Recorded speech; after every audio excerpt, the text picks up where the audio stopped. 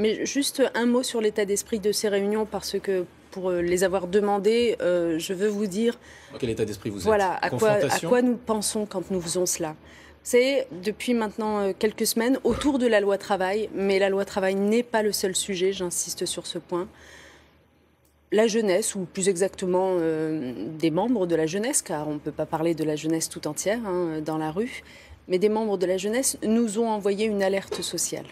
Une alerte sociale qui dépasse largement la question de la loi travail ou de la politique de ce gouvernement, car si on veut être honnête intellectuellement, la politique de ce gouvernement depuis 2012 a plutôt consisté à faciliter la vie de la jeunesse, que ce soit par le biais des bourses étudiantes, 400 millions d'euros de plus pour ces bourses, que ce soit par le biais du logement pour les jeunes, pour les étudiants. Alors, j'entends que pour certains, ça ne va pas assez loin. Mais déjà, reconnaître que nous avons déjà amélioré la donne par rapport à 2012, je trouve que c'est de l'honnêteté intellectuelle, vraiment.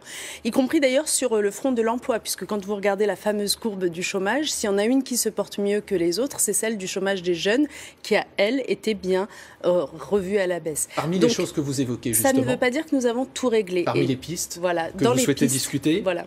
Il y a également circulé l'idée d'enseigner le code de la route dès le lycée. Vous confirmez ou vous infirmez? Alors, j'ai vu dans la presse du matin beaucoup de spéculations. C'est vrai, c'est faux? Je vous engage à oublier toutes ces spéculations et à simplement attendre la fin des discussions qui vont avoir lieu cet après-midi à la fois avec les organisations étudiantes, les organisations lycéennes et puis les organisations dites de jeunesse, donc avec des acteurs très divers. Pourquoi cette diversité d'acteurs? Parce que le but du jeu, c'est aussi d'apporter des réponses à la jeunesse la plus précarisée. Est-ce que ça vous inquiète, cette mobilisation, toujours forcément celle qu'on entend le plus. Mais moi, je veux utiliser cette fenêtre de tir pour apporter des réponses aux jeunes qui ne sont pas forcément ceux qu'on entend le plus à nouveau, mais qui souffrent bel et bien de la précarité aujourd'hui. Et donc c'est ainsi que je conduirai les discussions de cet après-midi. C'est comment aider ceux-là à avoir des perspectives d'emploi, des perspectives de formation, des perspectives d'installation.